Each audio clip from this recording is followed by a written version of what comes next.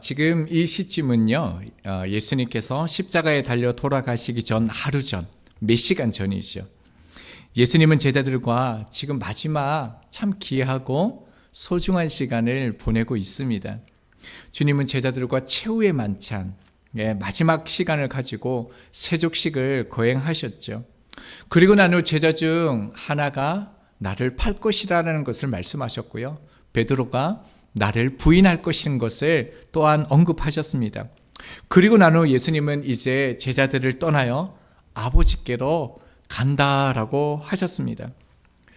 염려하고 두려워하는 그 제자들을 향하여 예수님은 왜 떠나셔야만 하는지, 그들이 근심하지 말고 두려워하지 말아야 할 그 이유에 대해서 연이어서 그 가르침을 주고 있습니다. 우리 12절 말씀을 다시 보겠습니다. 내가 진실로 진실로 너희에게 이르노니 라고 말씀하죠. 진실로 진실로가 무엇입니까? 아멘 아멘이죠. 하나님께서 말씀하실 때 쓰시는 용법이라고 말씀을 드렸는데요, 반드시 이 말씀대로 된다라는 것입니다. 자, 어떤 일들이 되어집니까? 나를 믿는 자는 내가 하는 일을 그도 할 것이요 또한 그보다 큰 일도 하리니 이는 내가 아버지께로 감이라. 자, 예수님을 믿는 자들은요, 예수님의 일을 할 뿐만 아니라 더욱 놀라운 것이 무엇입니까? 예수님보다도요, 그보다 더 큰 일도 행할 것이다 라는 아주 놀라운 말씀을 하셨습니다. 여러분, 예수님보다 더 큰 일을 할 수 있는 이유가 무엇일까요?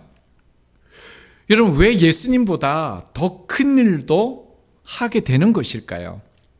자, 먼저 예수님께서 말씀하신 내가 하는 일, 자, 그리고요, 그보다 큰 일이라고 하셨는데 이 일이 무엇인가를 저희들이 먼저 살펴보아야 합니다. 자, 예수님께서 행하신 내가 하는 일들은요, 아버지 하나님께서 자신 안에 계신 것, 그리고 자신이 아버지 안에 있다는 사실을 증명하는 그 표적들을 행하는 그 일이요, 내가 하는 일이었습니다. 우리가 요한복음을 계속 보면서 예수님께서 내가 하는 일, 내 속에 아버지가 계시고 내가 아버지 안에 있다라는 그 메시아로서의 그 증거를 보여주신 것이 무엇입니까? 자기 선언 7가지였죠. 나는 생명의 그 빛이다, 생명의 떡이다, 세상의 빛이다, 이렇게 7가지 선언을 하신 것. 자, 그리고요, 7가지 표적을 또 말씀해 주셨죠. 가나안 혼인잔치에서 물을 포도주로 바꾼 사건이 있었고요, 또 오병이의 사건처럼 7가지 표적이 있었습니다. 자, 그러니까 내가 하는 그 일은요, 예수 그리스도께서 하나님의 아들이심, 메시아이심을 드러나는 그 일이었다는 것을 알 수가 있습니다. 자, 그렇다면요, 그보다 큰 일을 한다라고 그랬는데, 여러분, 예수님보다 더 큰 일이 무엇일까요? 여기에는 참 많은 해석들이 있습니다. 특별히 신유나요, 초자연적인 그런 능력으로 행한다, 이런 해석들이 참 많습니다. 그런데 이런 것들은요, 예수님께서 말씀하신 그 의미를 축소하신 것입니다. 핵심적으로요, 그보다 큰 일이라는 것은 복음을 전하는 그 일을 말씀하신 것입니다. 예수님께서 당시에는요, 그 팔레스타인 그 지역 안에서만 그 복음을 전하셨죠. 그런데 예수님께서 이제 부활하시고 승천하시고요, 성령이 임하시고 난 후 제자들과 믿는 자들을 통해서 어떻게 말씀하셨습니까? 예루살렘과 온 유대와 사마리아와 땅끝까지 모든 민족과 열방 가운데요, 복음이 전해질 것을 말씀해 주셨죠. 그런데 실제로요, 주님이 하신 일보다요 더 큰 일을 하리라라는 이 주님의 말씀의 예언이요, 그대로 이루어졌습니다. 이처럼 민족과 열방 가운데 복음을 전할 것이기 때문에 그보다 더 큰 일을 하게 될 것이다 라고 제자들에게 주님께서 말씀한 것이죠. 또 한 가지 더 의미를 찾아볼 수 있는데요, 그보다 더 큰 일, 이 큰 일은요, 예수님보다 더 큰 능력을 갖춘다라는 이런 의미가 아닙니다. 여러분, 저희가 예수님의 능력보다 더 할 수가 없습니다. 여러분, 이 의미는 뭐냐면 성령이 임재하는 사람이 된다라는 것을 주님께서 강조하여서 말씀하신 것입니다. 여러분, 예수님께서 사역하셨을 때에는요, 구속 사역이 완성되기 이전이었죠. 자, 그런데 이제 십자가의 부활 사건 이후에요, 예수님의 구속 사역이 완성된 복음을 전하는 것입니다. 자, 그 이후에요, 성령이 임재하는 그런 놀라운 일들이 나타나는 것이죠. 누가복음 7장 28절에 주님께서 이렇게 말씀하셨습니다. 내가 너희에게 말하노니 여자가 낳은 자 중에 요한보다 큰 자가 없도다. 그러나 하나님의 나라에서는 극히 작은 자라도 그보다 크니다 라고 이렇게 말씀하셨습니다. 무슨 의미일까요? 여러분, 여자가 낳은 자 중에서 세례 요한이 제일 크다라고 얘기합니다. 세례 요한이 능력이 많고 표적이 많고 예수님처럼 그렇게 행하는 그런 사람이라는 것을 강조하는 것입니까? 이 말씀은 어떤 의미가 있냐면요, 구속 사역이 완성되기 이전에는요, 수많은 구약의 선지자들이 있었습니다. 여러분, 그 중에서 정말 위대한 큰 선지자들이 있었죠. 예를 들면 이사야, 예레미야, 엘리야 같은 이런 위대한 하나님의 사람들이 있었는데요, 그보다도 더 큰 선지자가 누구라는 겁니까? 세례 요한이라는 거예요. 자, 그런데요, 이들보다, 구약의 선지자들보다 왜 세례 요한이 더 큰 자입니까? 세례 요한은요, 예수님의 길을 예비했죠. 그리고 예수님을 직접적으로 눈으로 보고 세례를 주었죠. 그뿐만 아니라 예수 그리스도를 메시아임을 증거했던 사람이요, 세례 요한입니다. 그래서 세례 요한이요, 가장 큰 자라고 말씀합니다. 자, 그런데요, 이제 예수 그리스도께서 구속 사역을 완성하고 나신 다음에 성령이 임재한 사람은요, 어떻게 되냐면요, 다시 누가복음 7장 28절 하반절을 보면요, 하나님 나라에서는 극히 작은 자라도 그보다 크니라 하시니라 라고 얘기합니다. 여러분, 이 말씀을 이해하시겠습니까? 내 안에 주님이 계신 사람이에요.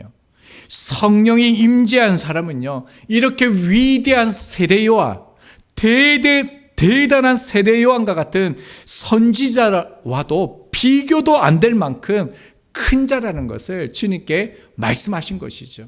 그러니까 여러분, 어떻습니까? 12절 하반절에 보면요, 이는 내가 아버지께로 감이라. 주님께서 아버지께로 가셨기 때문에요, 16절을 보시겠습니까? 내가 아버지께 구하겠으니 그가 또 다른 보혜사를 너희에게 주사 영원토록 너희와 함께 있게 하리니. 예수 그리스도께서 성령을 보내주셨죠. 그래서 여러분, 우리들은요, 세례 요한보다 훨씬 더 대단한, 더 큰 일을 행하는 어떤 사람이 된다는 겁니까? 성령의 사람이 된다는 거예요. 성령이 임재한 사람이 너희가 된다라는 것입니다. 자, 그런데 조건이 있습니다. 아무나 그 큰 일을 하는 사람이 된다라고 주님이 말씀하지 않으셨죠. 자, 12절을 보면요, 어떤 사람이 성령에 임재한 사람이 됩니까? 나를 믿는 자다라고 그 조건을 제시하셨습니다. 나를 믿는 그 누구라 할지라도요, 그 누구라도 예수 그리스도를 믿고 주로 고백하면요, 영접하면요, 모든 이들 가운데 성령님이 거하신다라는 거예요. 성령에 임재하는 사람이 되어진다라는 거예요. 여러분, 성령께서 내 안에 계시면 어떤 일이 일어난다라는 거예요. 더 큰 일들이 일어날 수밖에 없다라는 거예요. 그래서 예수님께서 마지막 그 제자들에게 두려워하지 마, 근심하지 마, 너희가 성령의 사람이 되어서 세례 요한보다 더 큰 일을 할 수 있는 그런 사람이 될 거다, 이렇게 말씀하신 것입니다. 자, 그런데요, 이런 큰 일을 주님께서 어떠한 방식으로 이루시는지를 또한 우리 가운데 말씀해 주십니다. 자, 13절을 보겠습니다. 너희가 내 이름으로 무엇을 구하든지 내가 행하리니 이는 아버지로 하여금 아들로 말미암아 영광을 받으시게 하려 함이라 라고 말씀합니다. 여러분, 어떤 방식으로 큰 일을 행하신다라고 말씀합니까? 너희가 내 이름으로 무엇을 구하든지 라고 말씀합니다. 우리가 주님 앞에요, 기도하면 주님이 행하시는 방식이다라는 것입니다. 여러분, 14절에도요, 똑같은 말을 반복해서 강조합니다. 14절입니다. 내 이름으로 무엇이든지 내게 구하면 내가 행하리라. 큰일을 행하는 방법이 무엇이라고요?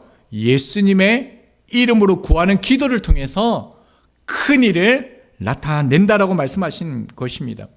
여러분, 그러니까요, 이 말씀을 우리가 유의해서 붙들어야 될 것은 뭐냐면, 우리가 주님보다 더 큰일을 행하는 것은요, 내 노력이 아니라는 거예요. 내 결단이 아니라는 거예요. 내 최선이 아니라는 거예요. 내가 신앙생활 열심히 하고 신학을 공부하고 성경을 많이 알면은 그런 성령의 사람이 되어서 위대한 하나님의 일을 한다, 이런 게 아니라는 거예요. 내가 일을 행하는 게 아니라요, 여전히요, 주님께서 하시는 방식이라는 것입니다. 그래서 예수님의 이름으로 기도하면요, 예수께서 기도의 내용을 어떻게 말씀합니까? 14절 하반절 보시겠습니까? 내가 행하리라 라고 말씀합니다. 큰일을 행하는 그 주체는요, 내 자신이 아니라는 거예요. 예수님이라고 분명하게 명시되어져 있다는 것입니다. 기도만이요, 예수님께서 더 큰일을 행하실 수 있도록 하는 방식이라는 것이죠. 그렇기 때문에 여러분, 우리가 해야 될 일은 무엇입니까? 예수 그리스도께서 말씀하셨던 그 일뿐만 아니라 더 큰 일을 주님께서 행하실 수 있도록 저희들은요, 쉬지 말고 더 열심히 하나님 앞에요, 기도해야 될 줄로 믿는다는 것입니다. 자, 그런데요, 이 기도는 반드시요, 충족되어져야 할 것이 있다라고 주님께서 말씀하셨습니다. 자, 두 가지를 말씀해 주셨는데요, 이런 기도를 하나님 앞에 드려야 된다는 겁니다. 첫 번째는요, 13절과 14절에 반복되는 단어를 찾으실 수 있겠습니까? 13절과 14절을 보면요, 내 이름으로 무엇을 구하든지 라고 얘기하고 있습니다. 그럼 기도를 하되요, 반드시 어떤 조건이 충족되어져야 된다고요? 주님의 이름으로 기도하면 주님이 행하신다라고 말씀합니다. 자, 그런데요, 너무 당연하잖아요. 예수님 믿는 사람들 중에서요, 예수님의 이름으로 기도하지 않는 사람이 있을까요? 거의 다요. 예외 없이 기도의 내용을 막 얘기하고 난 다음에요, 예수님의 이름으로 이렇게 기도를 마칩니다. 자, 그런데요, 문제가 있죠. 분명히 예수님의 이름으로 기도하면 주님께서 행하신다라고 얘기하시는데요, 우리의 기도는요, 대부분 응답되는 게 아니라 저 같은 경우에는요, 대부분 응답이 되어지지 않습니다. 그 이유가 무엇이겠습니까? 주님께서 주님이 하신 약속을 어기신 것입니까? 그렇지 않습니다. 주님의 이름으로 기도한다라는 이 말의 의미를요, 잘못 알고 있기 때문에 그렇습니다. 자, 여러분은요, 주님의 이름으로 기도한다, 이 의미가 어떤 의미로서 지금까지 이 기도를 하셨습니까? 여러분, 기도를 마칠 때 예수님의 이름으로 기도했습니다 라고 기도해야 됩니까? 예수님의 이름으로 기도합니다 라고 기도해야 될까요? 여러분, 어떤 게 맞습니까? 과거형이 맞습니까? 현재형이 맞습니까? 사실 그게 중요한 게 아니에요. 예수님의 이름으로 기도합니다, 이 의미가 중요하다는 것입니다. 주님의 이름으로 기도한다는 말은요, 기도의 내용이 주님처럼 기도한다라는 뜻입니다. 그러니까 우리의 기도가요, 주님의 인격 안에서요, 주님의 성품 안에서 주님을 온전히 의지하면서 하는 그 기도를요, 하나님께서는 예수님의 이름으로, 주님의 이름으로 하는 기도라고 그렇게 말씀하시는 것이죠. 내가 원하는 것이 아니라 주님께서 하셨던 그 기도, 그리고 하시기 원하시는 것을 구하는 그 기도를 들으시고 행하신다라고 말씀합니다. 자, 그렇다면요, 우리의 기도를 살펴보아야겠죠. 여러분, 우리의 기도가 정말 그런 기도가 맞습니까? 정말 주님의 성품 안에서요, 정말 주님께서 하셨던 그 기도, 하나님 앞에 그분께서 보여주신 그 모범의 기도를 가지고 저희들 기도하고 있습니까? 그렇지 않을 때가 참 많습니다. 여러분, 그러나요, 우리의 기도가 그렇게 연약하고 때론 주님이 가르쳐 주신 예수님의 이름으로 기도하지 못할지라도요, 우리는요, 무엇이든지 아버지께 구하는 삶을 계속해서 구하며 나가야 합니다. 어떤 경우에서도요, 기도를 절대로 포기하면 안 됩니다. 로마서 8장 26절입니다. 이와 같이 성령도 우리의 연약함을 도우시나니 우리는 마땅히 기도할 바를 알지 못하나 오직 성령이 말할 수 없는 탄식으로 우리를 위하여 친히 간구하시니라. 얼마나 위로가 됩니까? 얼마나 힘이 됩니까? 여러분, 하나님께서요, 성령님께서 우리의 연약함을 안대요. 우리가 하나님 앞에 주님의 이름으로 기도할 수 없음을 아신대요. 인정해 주신대요. 그래서 성령님께서요, 말할 수 없는 탄식으로 우리를 위해서 친히 간구해 주신대요. 우리는 그 주어진 상황 가운데서 무엇을 위해서 기도해야 될지 알지 못하지만요, 성령님은 아십니다. 그래서 성령의 기도는요, 주님의 뜻과 완전히 일치를 이루는 것이죠. 그래서 우리는요, 성령에 의지하여서 성령의 도우심을 구하면서 그렇게 포기하지 아니하고 그 하나님 앞에 기도하면요, 성령님께서 어떻게 하신다는 겁니까? 점점 그 주님의 기도를 할 수 있는 사람으로 바꾸어 주신다는 거예요. 그래서 여러분, 우리가 해야 될 일은 무엇입니까? 연약하기 때문에 기도를 포기하면 안 된다는 거예요.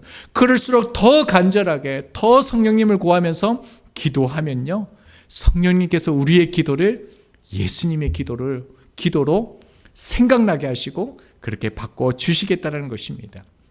이것이 첫 번째로 우리가 예수님의 이름으로 기도해야 된다는 것이고요. 자, 그리고 두 번째는요. 자, 13절 하반절을 보면요, 아버지로 하여금 아들로 말미암아 영광을 받으시게 하려 함이라라고 얘기합니다. 여러분, 우리의 기도를 듣고 주님께서 행하시는 그 기도는 무엇이어야 됩니까?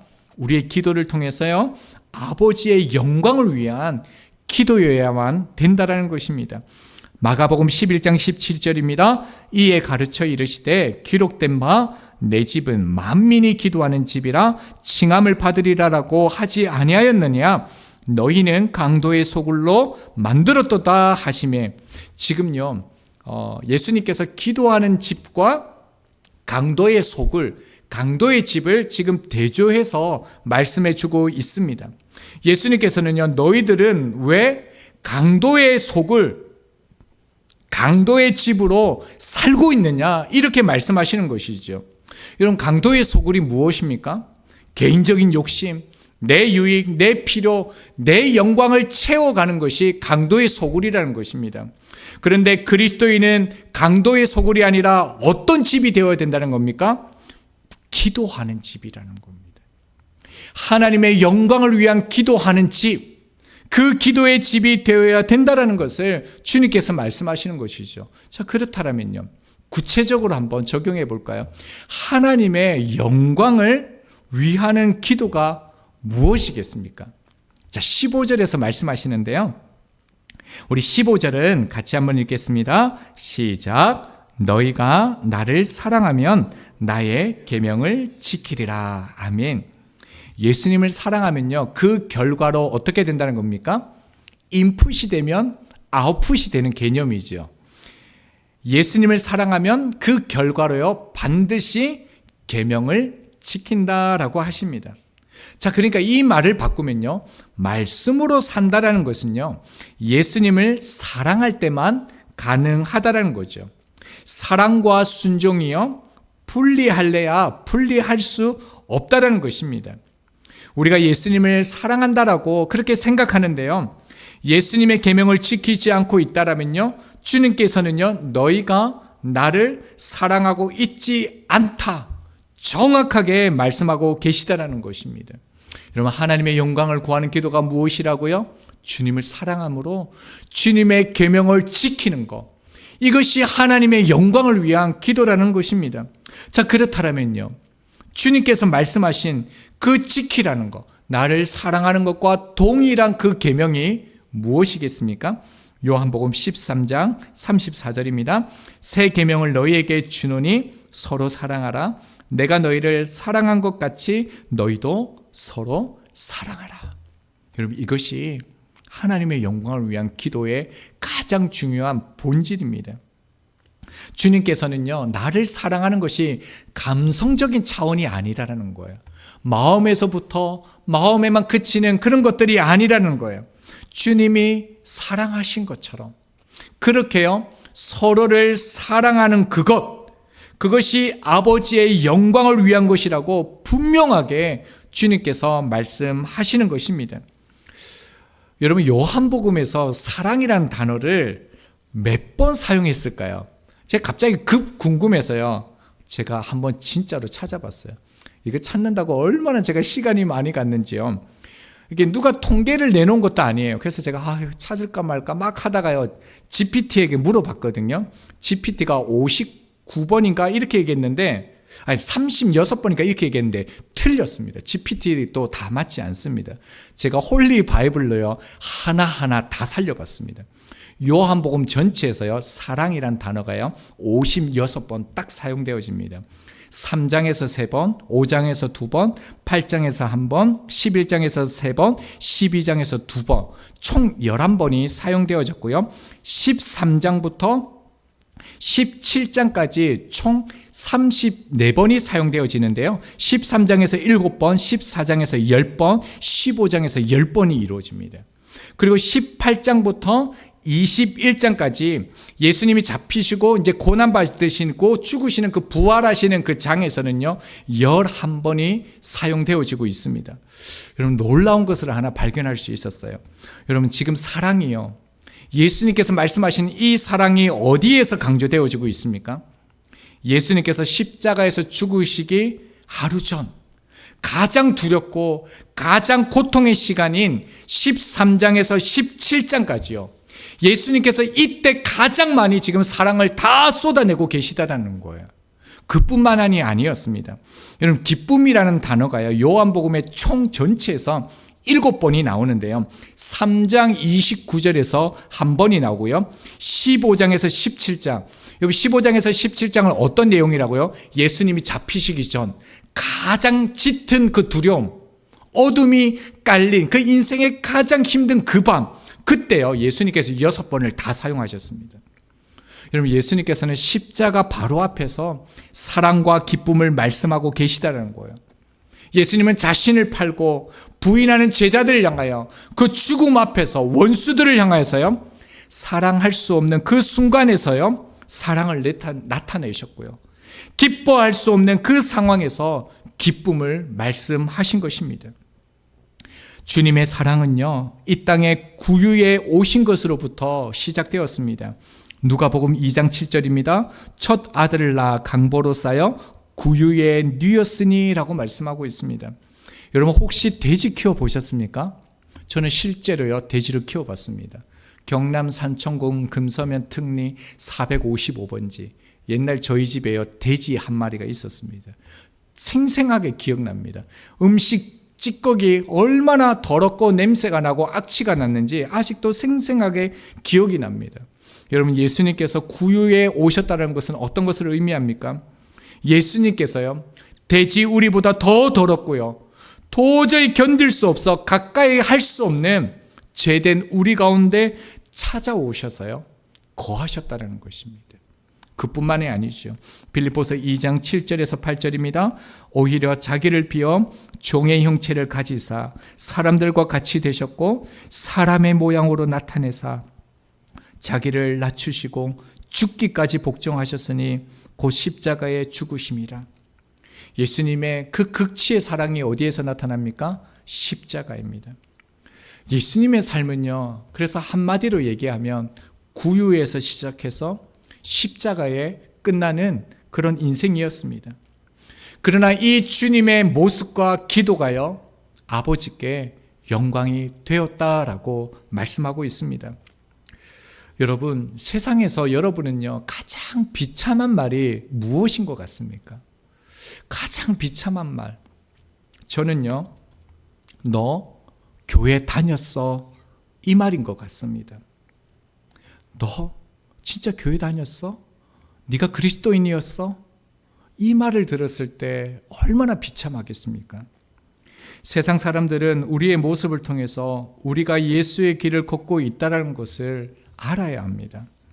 믿지 않는 내 남편, 아내, 자녀들, 나의 친구들, 동료들, 내가 지금 예수의 길을 걷고 있다는 것을 보고 느끼고 있어야 합니다. 그렇지 않다면요, 우리는 주님을 사랑하고 있지 않다는 증거가 됩니다. 초대 교회의 교부였던 터툴리안이 그 2세기 말에 당시의 이교도들이요, 그러니까 예수 그리스도를 믿는 그리스도인을 핍박했던 그 이교도들이 그리스도인들을 향해서 했던 말을 기록해 두었습니다. 뭐라고 얘기했냐면요, 이교도들이 한 말입니다. 보라, 이 그리스도인들이 서로 얼마나 사랑하는지를, 그리고 서로를 위해 기꺼이 죽을 각오까지 되어 있는 모습을 보라라고 이렇게 기록했습니다. 당시 그리스도인들의 그 사랑은요, 이교도들을 그리스도께로 이끄는 통로가 되었던 것입니다. 그래서 실제로요, 기독교 초기에 300년 동안 로마 제국으로부터의 그런 혹독한 박해 속에서도요, 승리한 그 카타콤의 역사도요, 그뿐만 아니라 중세 유럽의 종교개혁 이후에 그 수많은 박해와 고난 가운데서도요, 교회가 교회답고 승리할 수 있었던 그 이유는요, 이 사랑의 새 계명 때문이었다는 겁니다. 이것은요, 지금도 동일합니다. 화요일 새벽 말씀이요, 희년 주의 은혜의 해라는 그 말씀으로 우리 가운데 전해주셨는데요, 이렇게 말씀해 주셨습니다. 희년은 부와 권력의 불평등이 심화되는 것을 방지하고 인간의 탐욕을 억제하고 하나님의 주권 아래 살아가는 삶의 태도를 가르치는 것이다 라고 말씀을 전해 주셨습니다. 그뿐만 아니라 예수 그리스도께서 이 땅에 오신 목적이 희년이다라고 말씀해 주셨습니다. 그리고 교회는 하나님의 명령을 따라 사는 공동체를 이루기 위해서야 한다라는 것을 말씀해 주셨습니다. 여러분, 제가 이 말씀을 들으면서 저희 교회가요, 희년 교회가 되었으면 좋겠다라는 마음이 참 많이 들었습니다. 우리 교회가 이 지역 그 분들뿐만 아니라 그 누구든지요, 우리 교회에 오셔서 우리 교회가요, 자기 집처럼 느껴졌으면 좋겠습니다. 자기 가정처럼 느껴져서 쉼을 얻을 수 있는 그런 곳, 그런 공동체가 우리 교회가 되어졌으면 좋겠다라는 열망이 생겼습니다. 뿐만 아니라 저희의 삶도요, 구유에서 십자가로 희년이 되는 그런 삶을 저희들이 살아갈 수 있었으면 좋겠습니다. 그렇기 때문에 사랑하기 위해서 기도하고요, 또 생명을 구원하기 위해서 기도하고요, 내가 더 죽어지고 더 낮아지고 더 섬기기 위해서 기도한다면요, 틀림없이 하나님께서 우리의 기도를 듣고 더 큰 일을 행해 주실 것입니다. 요한 1서 4장 12절입니다. 어느 때나 하나님을 본 사람이 없으되 만일 우리가 서로 사랑하면 하나님이 우리 안에 거하시고 그의 사랑이 우리 안에 온전히 이루어지느니라. 하나님의 영광을 위한 그 사랑의 행위를 통해서요, 우리 가족들, 또 친구들, 동료들, 그 이웃들이요, 주님을 볼 수 있게 되는 삶을 살아갈 수 있는, 그 삶을 향하여 나아갈 수 있는 저희들이 되기를 소망합니다.